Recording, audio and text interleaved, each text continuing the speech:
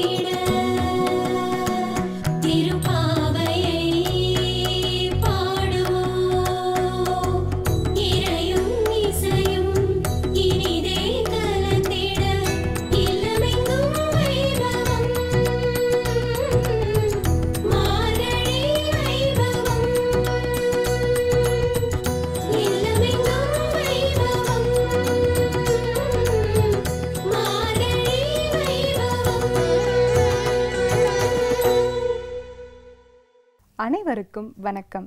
இது GRT jewellers வழங்கும் மார்கழி வைபவம், powered by city union bank. புது வருடத்தின் வாசலில் உங்களை வரவேற்பதில் மிக்க மகிழ்ச்சி. இந்நன்னாளில் நாம் ஏற்றும் ஒவ்வொரு தீபத்திலும் ஆண்டாளை தரிசிக்கலாம். அந்த வெளிச்சத்தில் அவளை அடைய வழி காணலாம். ஆனந்தமும் அமைதியும் உங்கள் வீட்டின் கோலமாய் என்றும் திகழ உளப்பூர்வமாய் வாழ்த்துகிறோம். இன்றைய தினம்தோறும் திருப்பாவையில் நப்பின்னை கதவை திறக்கிறாள், இனி எல்லாம் நன்மையாய் அமையட்டும் என நம்மை அழைக்கிறாள்.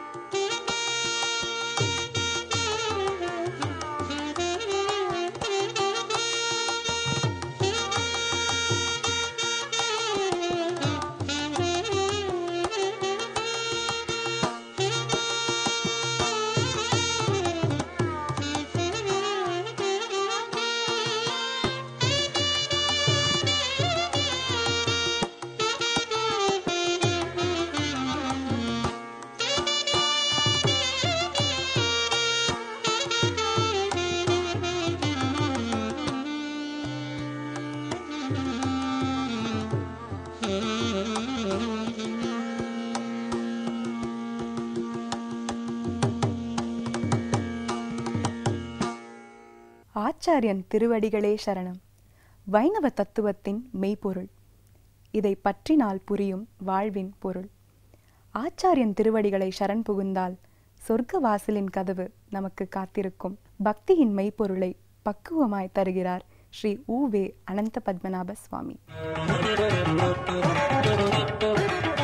முப்பதும் தப்பாமல் என்னும் இந்த வைபவத்தில் நம்முடைய இன்றைய அனுபவம் ஆண்டாளும் பக்தியும்.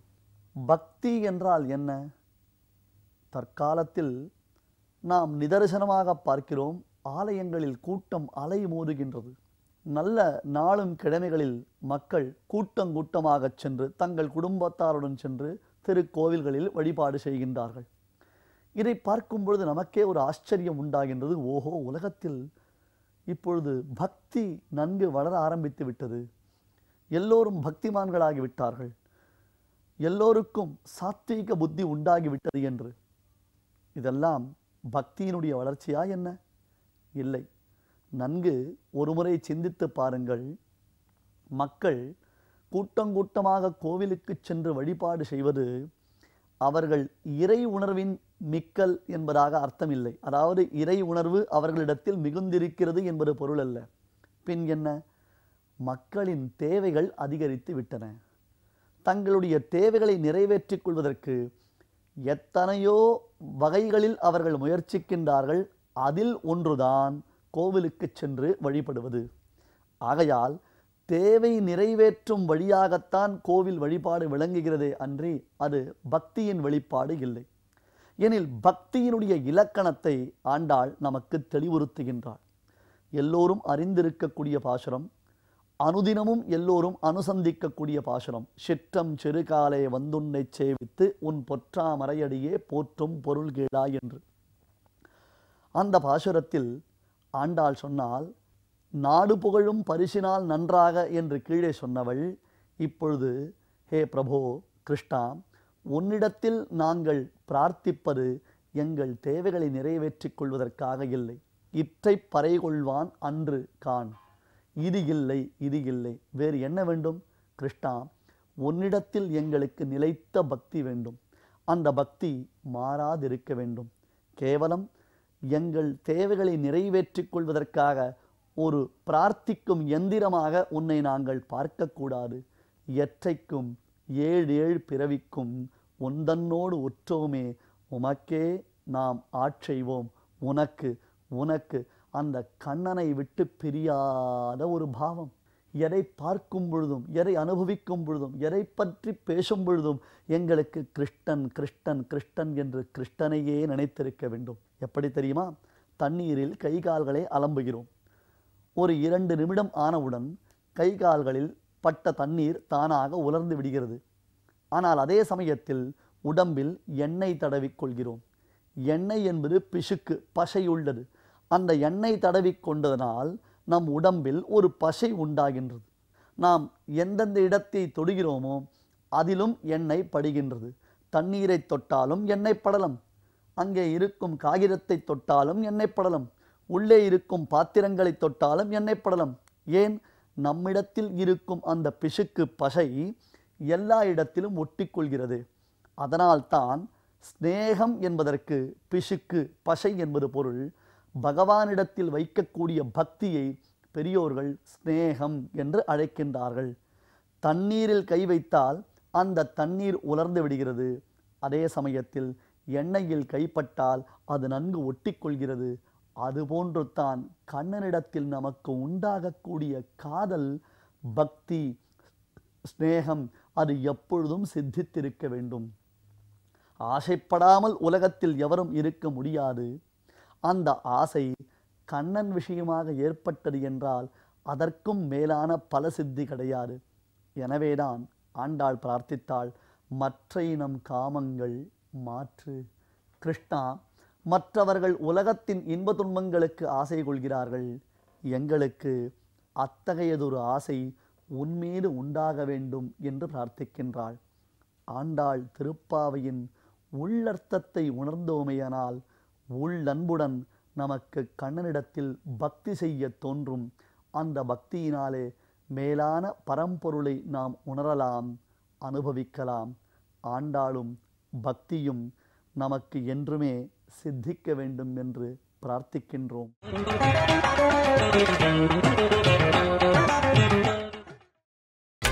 நீங்கள் பார்த்துக் கொண்டிருப்பது உங்கள் விஜய்.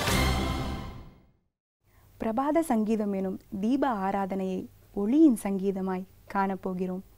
சுற்றிலும் சுடரொளி, மையத்தில் நாத ஒளி, இடமே சங்கீத சன்னதி.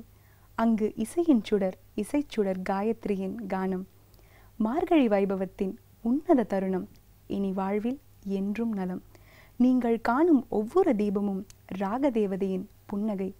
அந்த சங்கீத சன்னதியில் இருப்பது இருள் அல்ல, இறையின் நிழல். பிரபாத சங்கீதத்தில் நம்மை சிலிர்க்கும், அருள் கிடைக்கும். வாழ்வில் இதை தவிர வேறென்ன வேண்டும்? ஸ்ரீ சாரதா பஜே ஸ்ருதகல்பவல்லிம்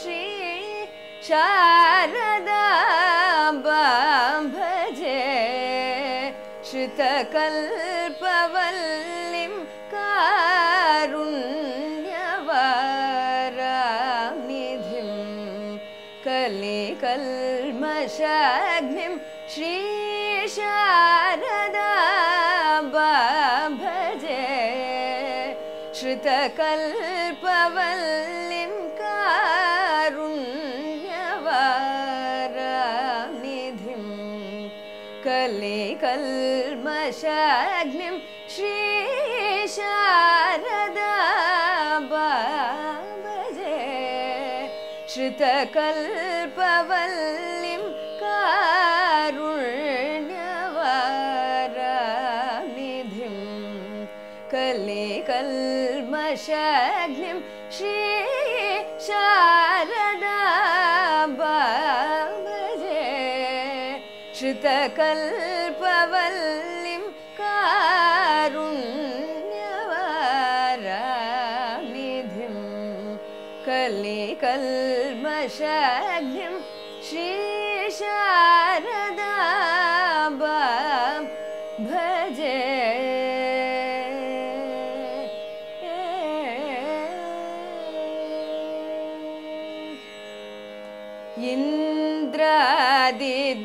இந்திராதிதேவார்ச்ய பாதாம்புஜாதாம் இந்திராதிதேவார்ச்ய பாதாம்புஜாதாம் இந்திராதிதேவார்ச்ய பாதாம்புஜாதாம் ஈஷித்வ गिर्याष्ट सिद्धि प्रदात्री ऊहापदातीत माहात्म्ययुक्ता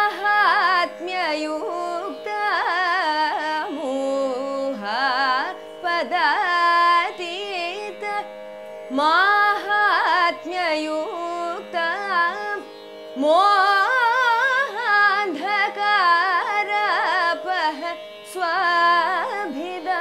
स्वाभिदाना मोहान्धकारपः स्वाभिदाना श्री शारदा भजे श्रुतकल्पवल्लिं कारुण्यवारानिधिं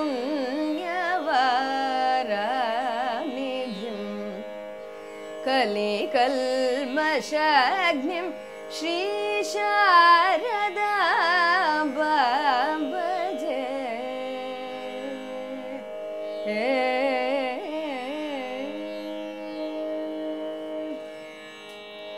श्री शंकराचार्य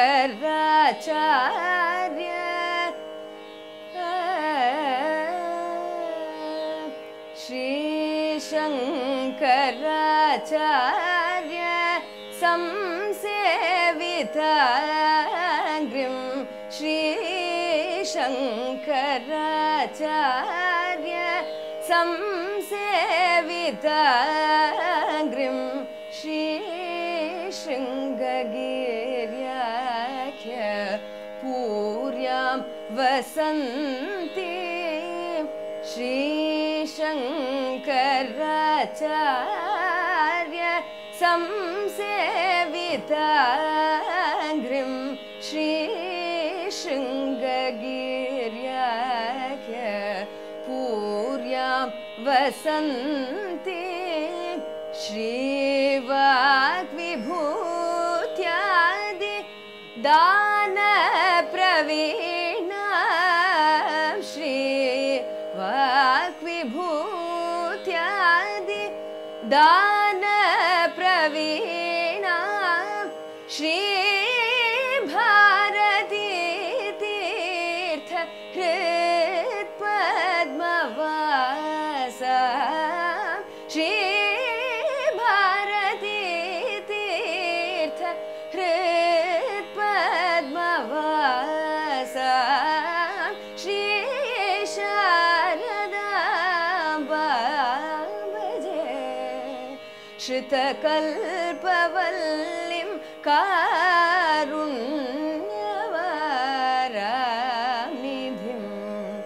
कलिकल्मषाग्निं श्रीशारदाम्बा भजे श्रीशारदाम्बा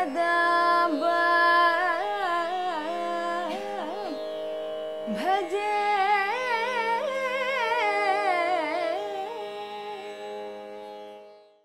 ராகம், தானம், பல்லவி சங்கீதத்தின் உன்னதம். அதிலேயே 2 முறை அகாடமி விருது பெற்றவர் இந்த இசைவித்தகர். டாக்டர் எஸ் ராமநாதனிடமும் செங்கல்பட்டு ரங்கநாதனிடமும் பயின்றதால் இவரது இசையின் தரம் சுத்த தங்கத்தின் குணம். 3 வயதிலேயே பாடத் துவங்கியவர் 3 தலைமுறையாய் கற்றுக் கொடுத்து வருகிறார். உலகெங்கும் மாணவர்கள் இவருக்கு. 68 வருடங்களாய் அற்புதமாய் பாடிக்கொண்டிருப்பவர் பெருமைக்குரிய சீதா நாராயணன். இன்றைய மறக்க முடியாத மார்கழியில். நமஸ்காரம். மார்கழி என்றால் இசைக்கலைஞர்களுக்கும் ஆன்மீக அன்பர்களுக்கும் ஒரு ரொம்ப முக்கியமான மாதம். என்னுடைய இசை பயணத்திலும் மார்கழி ஒரு மறக்க முடியாத மார்கழியாக அமைந்தது.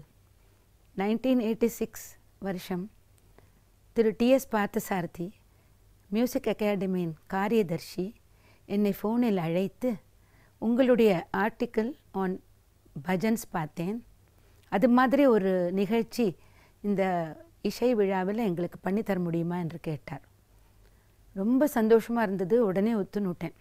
அப்புறம் இந்த மாதிரி மேடையில் உட்காந்து பண்ணணும்னாக்கா அதுக்கு எவ்வளோ தகுதி வேணுமே, நம்மளால் முடியுமாங்கிற ஒரு பயம் வந்தது. ஆனாலும் செய்யணுங்கிற ஆர்வம் ரொம்ப இருந்ததுனால நிறைய ஆராய்ச்சிகள்லாம் பண்ணி மீரா, சூர்தாஸ், துளசிதாஸ், கபீர்தாஸ் என்ற பெரியோர்களின் பக்தி பாடல்களெல்லாம் எடுத்து ஒரு 45 நிமிஷத்துக்கு வரா மாதிரி உரையோட ஒரு நல்ல நிகழ்ச்சியை தயார் பண்ணி கடைசியில் அந்த மார்கழியும் வந்தது, அந்த நாளும் வந்தது. ஸ்டேஜில் ஏறுவதற்கு சற்று முன்னால் என்னுடைய கணவர் என்னை கூப்பிட்டு, இப்பொழுதுதான் ஒருத்தர் 45 நிமிஷம் பேசிட்டு போயிருக்கார், நீயும் பேச ஆரம்பித்தால் ஒரு அலுப்பு தட்டலாம், அதனால் ஏதாவது பளிச்சுன்னு ஒரு 1 மினிட் பாடிவிட்டு நீ பேசினா நன்னா இருக்குமேன்னு சொன்னார். அது ரொம்ப நல்ல அட்வைஸ். நானும் ஸ்டேஜில் உட்காந்து கணீர்னு பளிச்சுன்னு ஒரு ஸ்லோகம் பாடிட்டு அந்த நிகழ்ச்சியை செய்தேன். அந்த ஸ்லோகம் பாடின உடனேயே மனசில் இருந்த ஒரு பயம், படபடப்பு எல்லாமே மாயமாக மறைஞ்சு போயிடுது. நான் நினைத்ததை விட, எதிர்பார்த்ததை விட இறைவனுடைய அருளால் அந்த நிகழ்ச்சி ரொம்ப வெற்றிகரமாக ரொம்ப நல்லா நடந்தது. அந்த வருஷம் மியூசிக் அகாடமியில் அவர்கள் ஒரு புதுமை செய்திருந்தார்கள். அதாவது ஸ்டேஜ் ரொம்ப பிரைட்லி லிட்டாக நிறைய பளிச்சின விளக்குகளோடையும் அரங்கம் கொஞ்சம் இருளாகவும் பண்ணியிருந்தார்கள். நிகழ்ச்சி முடிந்ததும் ஆடிட்டோரியத்தில் பளிச்சுன்னு எல்லா லைட்டும் எரிய ஆரம்பித்தது. நான் அப்படியே பிரமிச்சு திகைச்சு போயிட்டேன். ஏன்னா எனக்கு நேரம் உட்காண்டிருந்தது. நாம் எல்லோரும் மிகவும் மரியாதையுடன் நினைத்து பார்க்கும் திருமதி எம்எஸ் சுப்புலட்சுமி அம்மா அவர்களும் அவருடைய கணவர் திரு சதாசிவம் அவர்களும் மியூசிக் அகாடமியை சேர்ந்த எக்ஸ்பர்ட் கமிட்டி வித்வான்கள், விதுஷிகள் ஒரு 2 வரிசையில் இந்த பெரியவர்கள் எல்லோரும் அமர்ந்து கொண்டிருந்தார்கள். இவர்களுக்காக நாம் பாடினோம் என்று அப்படியே மகிழ்ச்சியிலே ஆனந்தத்துலேயும் திளைச்சு போயிட்டேன். அதுக்கப்புறம் எவ்வளோ ப்ரோக்ராம் பண்ணியிருக்கேன், எவ்வளோ மியூசிக் அகாடமிலேயே பெரிய இசை நிகழ்ச்சிகள் பாடியிருக்கேன். யுஎஸ் முதலிய இடங்களில் யூனிவர்சிட்டிஸ்லாம் போய் லெக்சர் டெமான்ஸ்ட்ரேஷன் பண்ணியிருக்கேன். ஆனாலும் அன்னைக்கு கிடைச்ச ஒரு சந்தோஷமும் ஒரு மகிழ்ச்சியும் அதுபோல் எங்கேயுமே என்றைக்குமே கிடைக்கல. இப்போ நினச்சாலும் அந்த நாள் மனசில் ரொம்ப ஒரு ஃப்ரெஷ்ஷாக, ரொம்ப ஒரு த்ரில்லாக அந்த நாள் தோணுறது. அந்த வருஷம் கேவி நாராயணசுவாமி அவர்கள் சங்கீத கலாநிதி அவர்களும் ரொம்ப அந்த ப்ரோக்ராமை புகழ்ந்து பேசினார். அந்த ப்ரோக்ராம் அதே போல் நிறைய நிகழ்ச்சிகள் பண்ணுவதற்கு எனக்கு முதல் படியாக அமைந்தது. அந்த ப்ரோக்ராமை பற்றி பேசினதுனால அதுலேருந்து ஒரு 2 வரி பாடலான்னு நினைக்கிறேன்.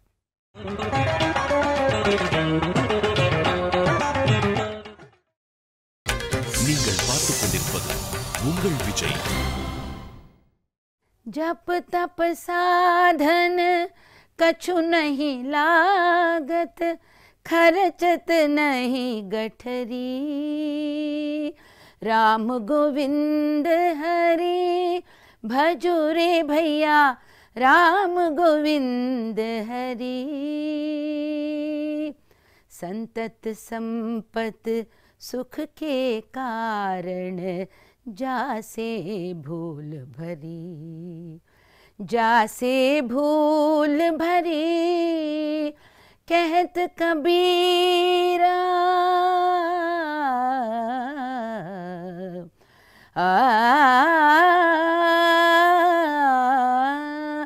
कहत कबीर, राम न जामुख तामुख धूल भरी। कहत कबीरा, राम न जामुख तामुख धूल भरी। राम गोविंद हरि भजो रे भैया, राम गोविंद हरि भजो रे भैया, राम गोविंद हरि भजो रे भैया, राम गोविंद हरि।